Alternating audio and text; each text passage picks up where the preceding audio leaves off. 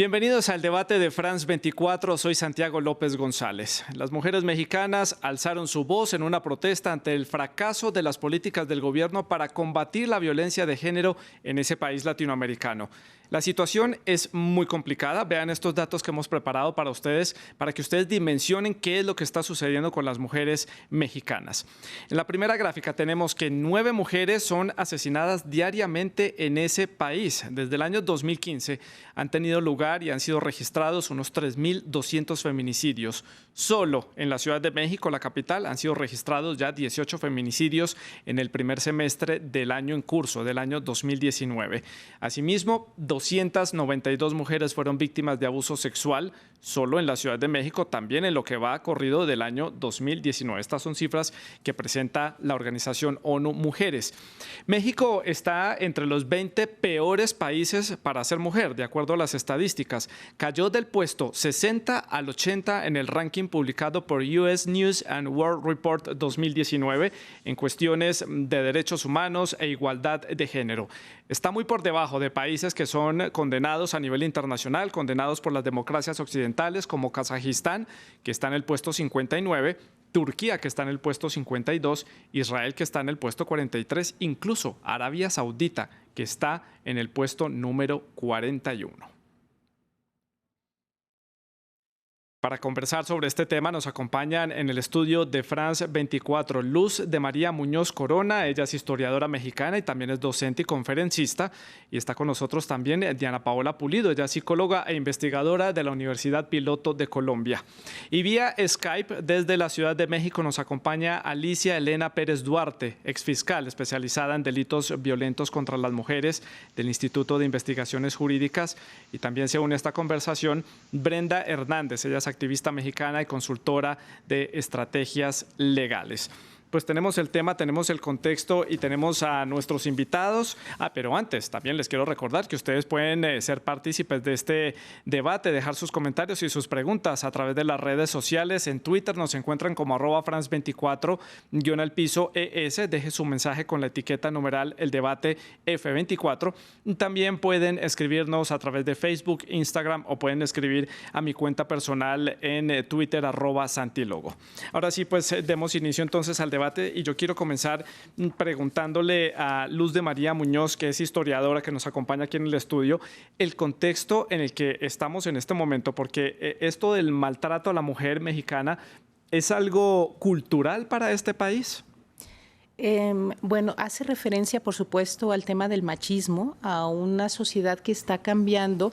El tema con la violencia en contra de las mujeres, los feminicidios, es una es una consecuencia de todo este cambio que ha tenido la sociedad mexicana a lo largo ya de varias décadas.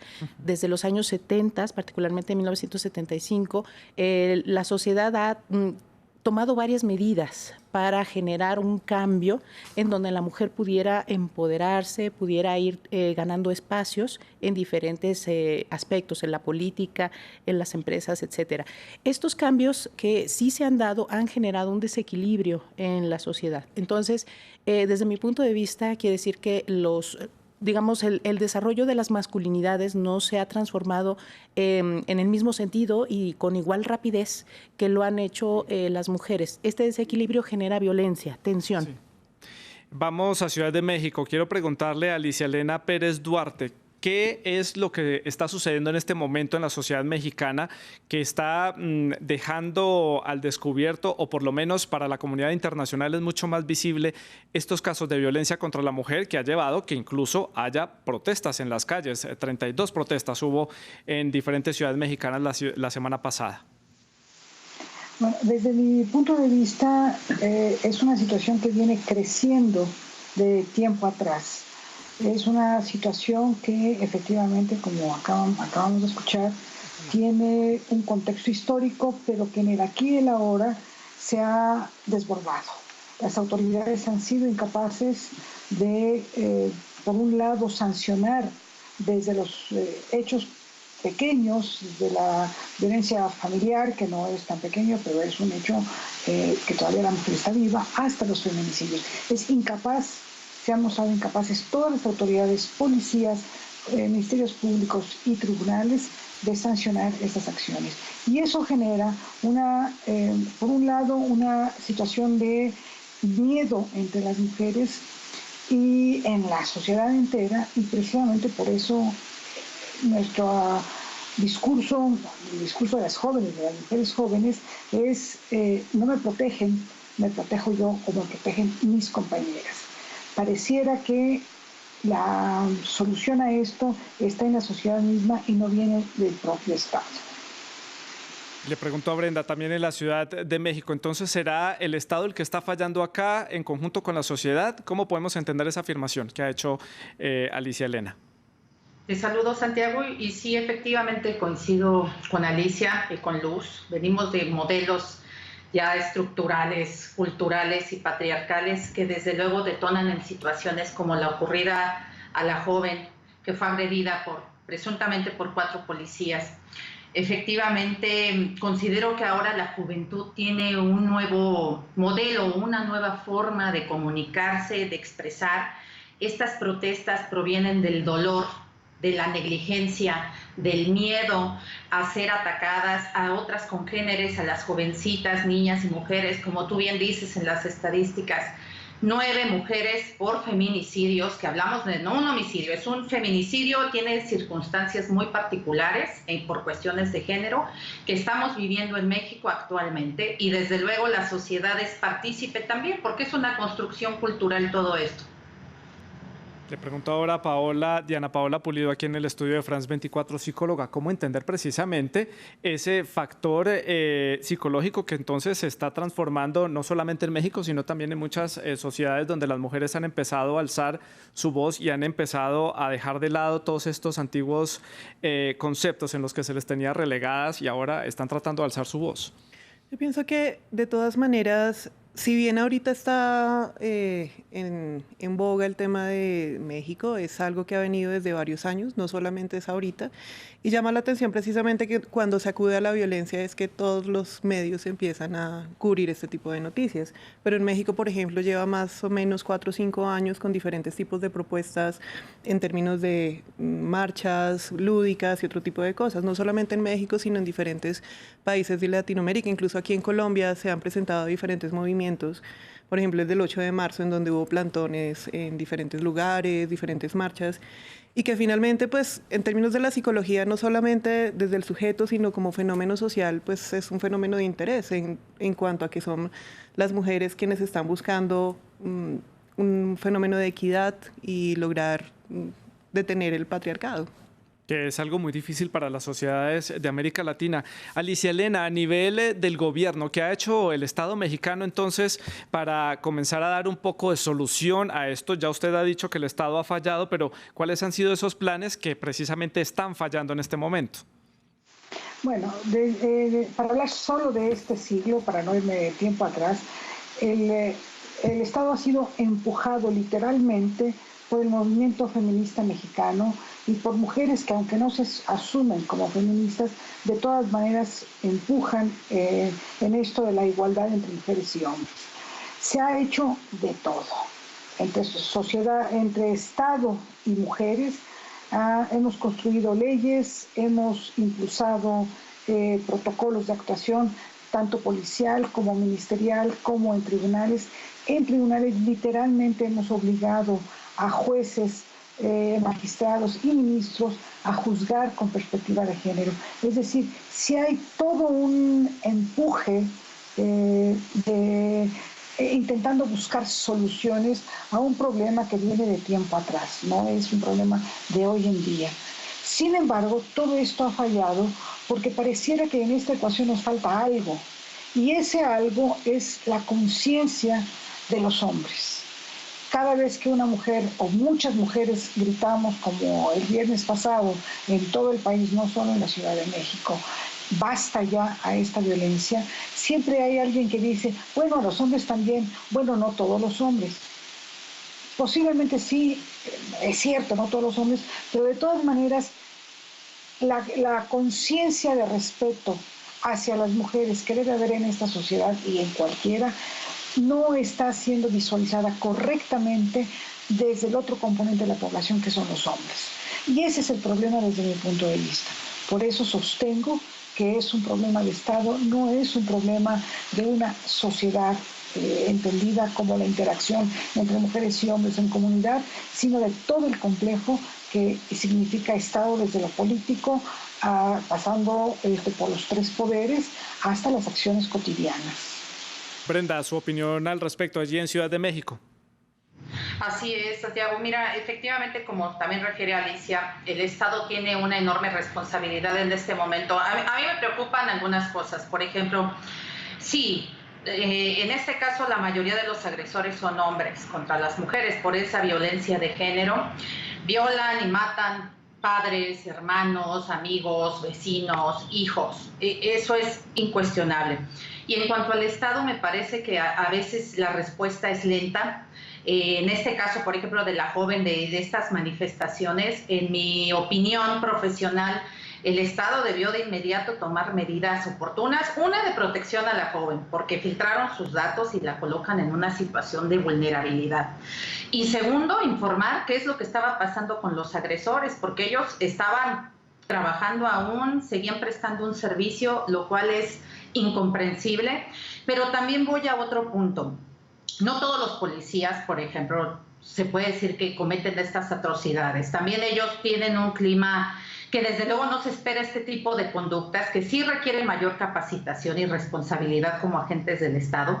Pero también viene un tema ahí bien importante, fíjate, se ha estado diciendo que la jefa de gobierno, y sin defenderla, porque en mi opinión actuó muy lentamente, pero que por ser mujer ella tenía que haber tomado la bandera inmediatamente y que por ser mujer se esperaba más de ella. Y la verdad yo creo que tampoco debemos de perder la problemática real de esto y ahora no incriminar o decir que por ser mujer sabes tomar medidas legales o por ser mujer sabes cambiar un pañal, por ser mujer sabes dar una mamila, o sea, ese tipo de cosas. Aquí hablamos más bien, tendríamos que centrarnos en una responsabilidad de Estado como una persona o un ente de Estado en ejercicio y toma de decisiones.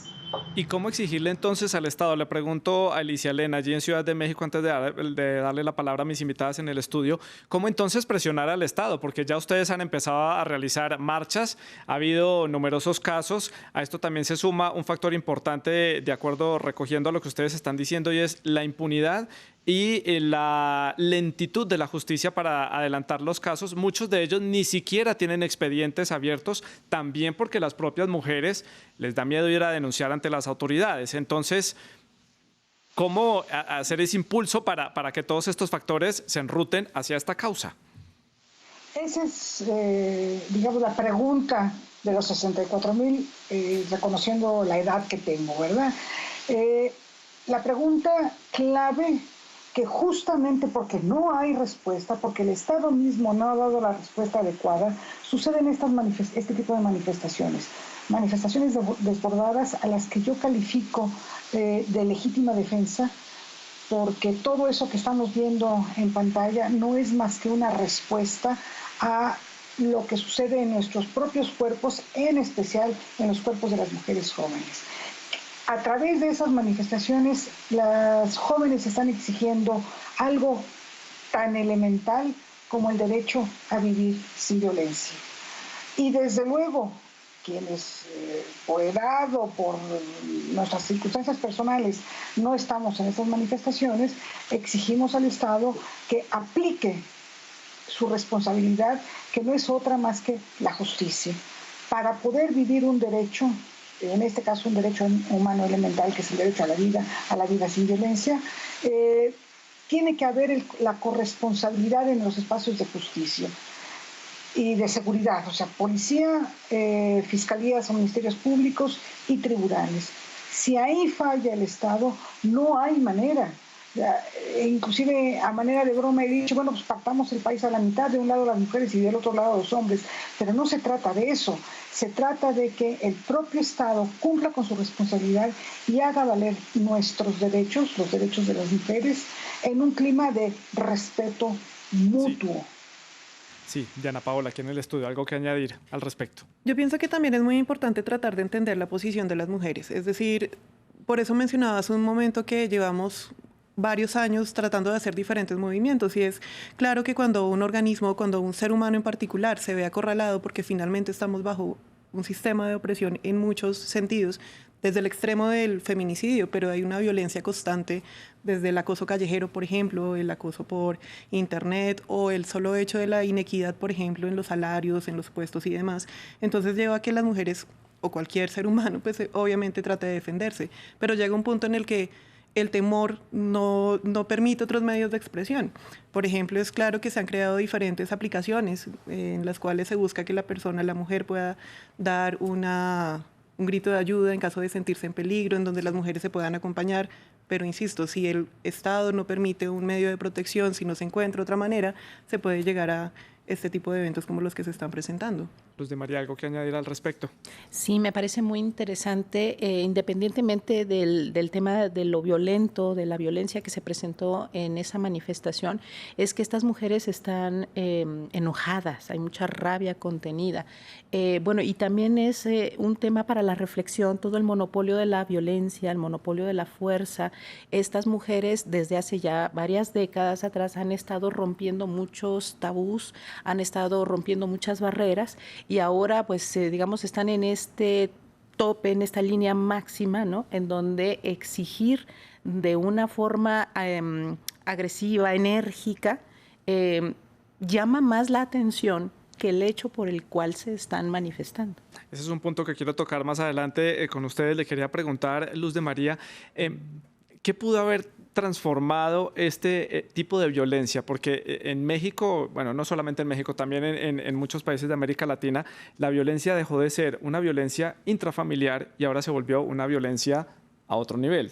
Vemos el caso de que la fuerza pública también ya se ha metido en estos casos de violencia contra las mujeres, ha violado a una menor en México, hay violencia en la calle, hay atracos, estamos hablando de otro tipo de nivel de violencia, ya no es el que estaba habituado, digamos, la sociedad, habituado en un mal sentido, que era una violencia en el interior de las familias. Yo creo quizás que se mantenía en silencio y la violencia intrafamiliar no ha desaparecido. De hecho, muchas veces los abusadores o los violentadores son familiares, amigos, personas muy cercanas a las mujeres o a los niños también en ese caso. Yo creo que más bien ahora los reflectores han girado. Se ve más el tema de la violencia que sucede en la calle, pero si ustedes checan bien las estadísticas, digamos, si hacemos una revisión de los estudios, no es tan elevado el número de las mujeres que son atacadas, por ejemplo, en la vía pública, como las mujeres que reciben golpes en su casa por parte de sus parejas o exparejas.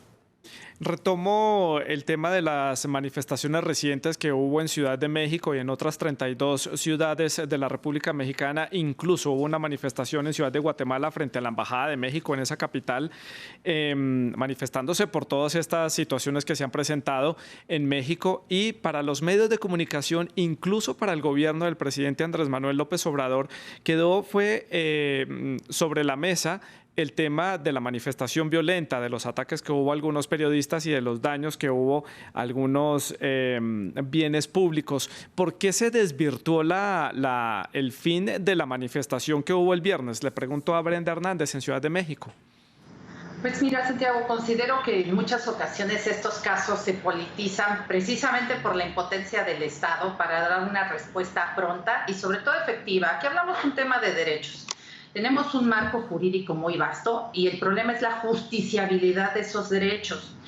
En realidad, en respecto de llamar la atención a todos los daños que hubieron, no se tomó una medida oportuna para el caso como tal. Y finalmente te puedo decir algo, la diamantina te la puedes sacudir, el vidrio lo puedes cambiar, el monumento lo puedes restaurar o limpiar, porque quizá estas hasta son una especie de memorias colectivas, podríamos decirlo así, pero el daño que ya sufrió esa persona, esa mujer y su familia, ese daño se va a quedar ahí para siempre y va a estar perpetuando.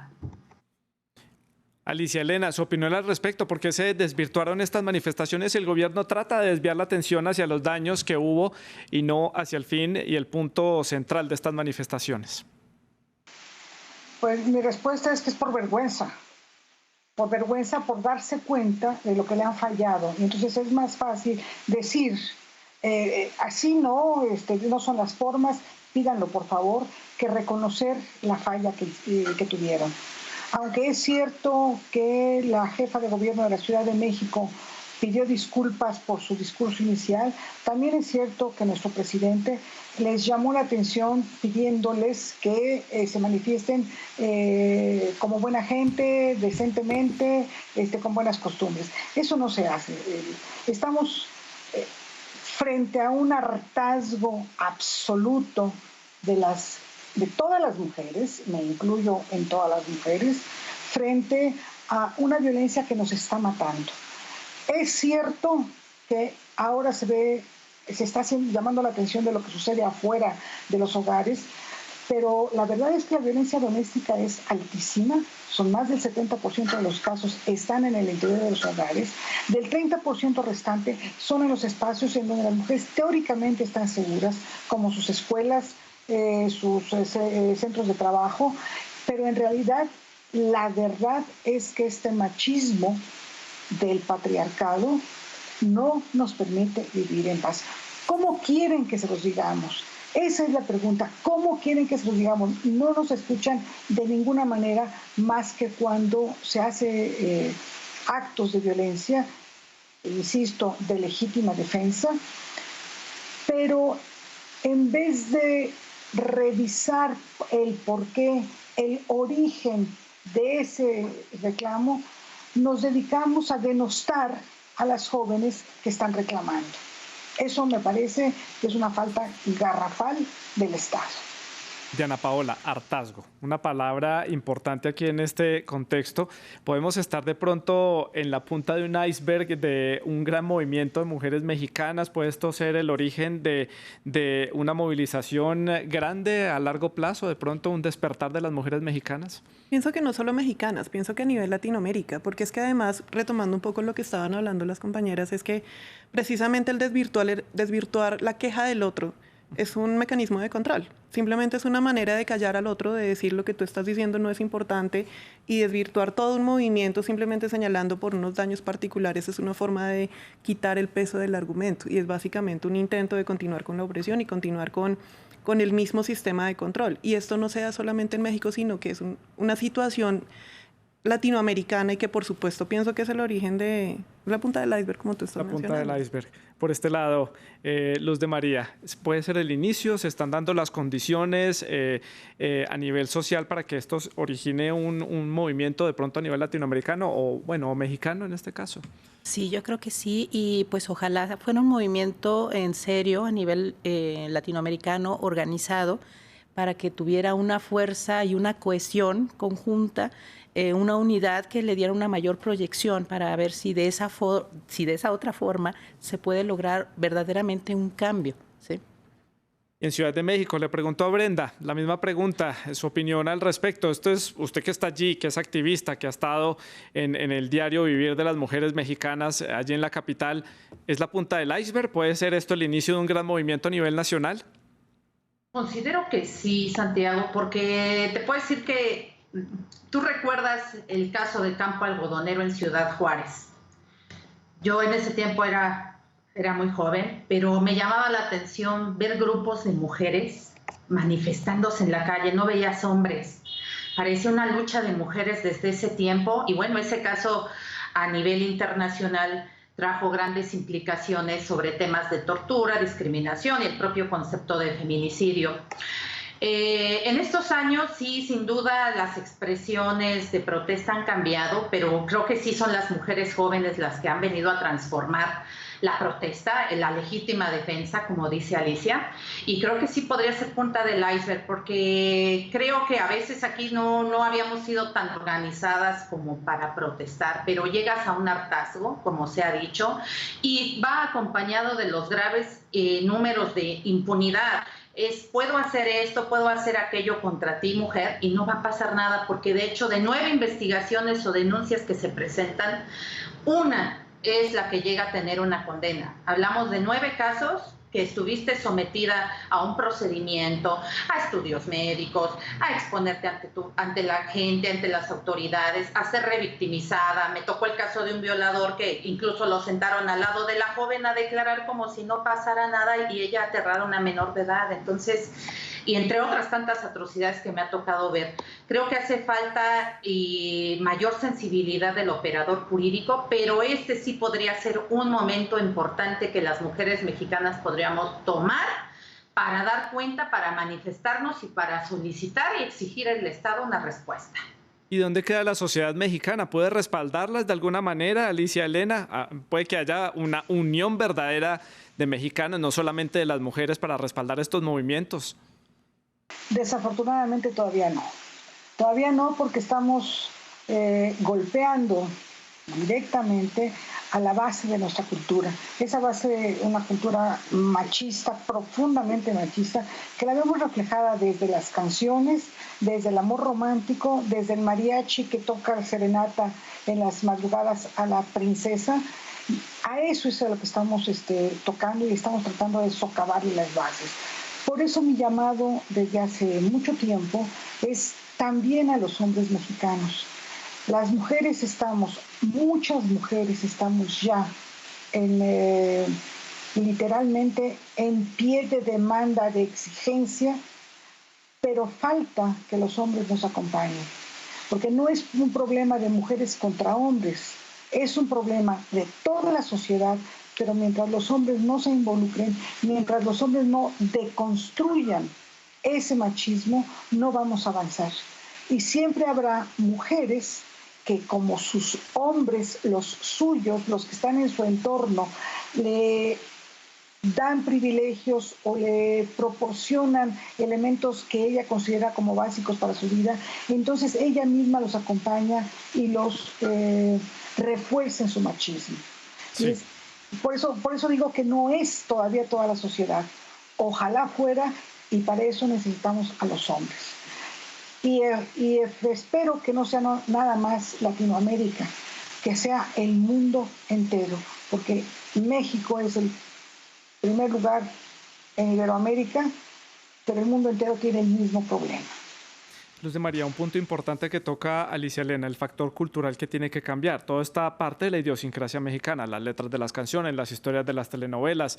La cotidianidad mexicana es machista. Este cambio es difícil lograrlo en el corto plazo. Sí, pero yo creo que vamos avanzando. Yo creo que todos estos momentos son episodios de esta historia que ha empezado hace ya unas 3 décadas por lo menos. Ahorita puede estar en un punto clímax, pero es un proceso que sigue caminando. Entonces yo creo que esto está en medio de una transformación, una alta tensión, porque se están transformando algunas de estas importantes estructuras que han permanecido en nuestra sociedad durante siglos. Entonces, esto es un cambio muy difícil. Como dicen algunas de mis compañeras, es importantísimo que haya, por otro lado, también por parte del Estado, campañas de sensibilización con respecto a las autoridades. Y también, bueno, nosotras, todas las mexicanas, al interior de nuestras casas, tenemos que trabajar por transformar desde dentro estas estructuras. Me quedan ya pocos minutos de programa. Quiero empezar a hacer las conclusiones y comienzo por Diana Paola. Hagamos una visión general del continente. ¿Qué puede pasar de aquí en adelante con este surgimiento que está teniendo lugar en México? ¿Qué podría pasar en la región hacia adelante? En el caso colombiano, que usted lo conoce muy bien, ¿qué puede venir para los próximos meses en cuanto a la situación de las mujeres? Yo pienso que todo lo que ha estado pasando en los últimos años y como este punto de clímax que se está generando por lo que está sucediendo en México, muy probablemente va a llevar a un cambio en las prácticas culturales. Como decía la compañera, no es solamente a nivel como de la marcha y demás, sino que implica en diferentes aspectos, desde el Estado, desde la crianza de los niños, las escuelas, las universidades. Implica, por ejemplo, integrar en la crianza y en la reflexión algo de pensamiento crítico y ético sobre cómo estoy actuando y cómo estoy actuando con los demás. Y en este sentido pienso que las mujeres vamos ganando terreno en muchos espacios, porque no es solo una queja que se nota ahorita en una situación particular, sino que es una queja constante que todas tenemos buscando la equidad. Sí. En Ciudad de México, Alicia Elena, su conclusión de este debate, ¿qué va a pasar para las mujeres mexicanas? ¿Qué se viene para ustedes en los próximos meses y esa relación con el gobierno? Vamos a estar trabajando, de hecho ya hay llamados en prácticamente todas las entidades federativas, en la Ciudad de México desde luego, de las autoridades hacia los grupos de mujeres para trabajar, para seguir adelante. Pero insisto, Lo que tenemos que cambiar, o más bien lo que tenemos que recuperar en México y en el mundo entero, es ese concepto de respeto.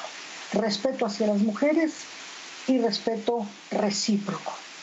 Y esa debería ser la base de la acción del Estado. Ojalá en estas reuniones que vamos a tener, que ya estamos teniendo, esto resurja y sea lo que nos dé impulso hacia adelante. Respeto como base central de esta transformación. Brenda Hernández, también en Ciudad de México, su conclusión, ¿qué sigue para ustedes? Usted que es activista y que ha estado en estos grupos que se han manifestado, ¿qué sigue para ustedes? Claro, mira, sobre todo en el ejercicio profesional, considero que las operadoras y operadores jurídicos tenemos ahorita las herramientas como para hacer valer estos derechos. No tenemos que dar un paso atrás, sino hacerlos exigibles. Muchas veces te topas con agentes del Estado como ministerios públicos o juzgadores que no toleran el tema, ¿no? Me han llegado a decir, a mí no me venga a hablar de equidad de género, manténgalo aislado y hable de otra cosa. En realidad yo creo que sí tenemos que sensibilizar a los juzgadores, empezar en casa, como decía Luz. Desde luego ahí es donde se forjan los valores principales de la familia, y el Estado tiene que dar, no le va a quedar otra más que dar cara a la situación y tener que encontrar aquí razones y culpables para poder dar tranquilidad a nosotras las mujeres que vivimos aquí y que vivimos con miedo constante. Pues Brenda y Alicia Elena en Ciudad de México, muchas gracias por habernos acompañado en este programa de France 24, haber compartido con nosotros sus impresiones, sus opiniones sobre este tema que aqueja a las mujeres mexicanas, y a mis invitadas en el estudio, Luz de María y Diana Paola, gracias por haber estado con nosotros. Pues ya tenemos aquí las conclusiones que nos han dado nuestras invitadas. Ustedes recuerden que pueden seguir dando sus opiniones y dejando sus preguntas a través de las redes sociales. Siga con nuestra programación.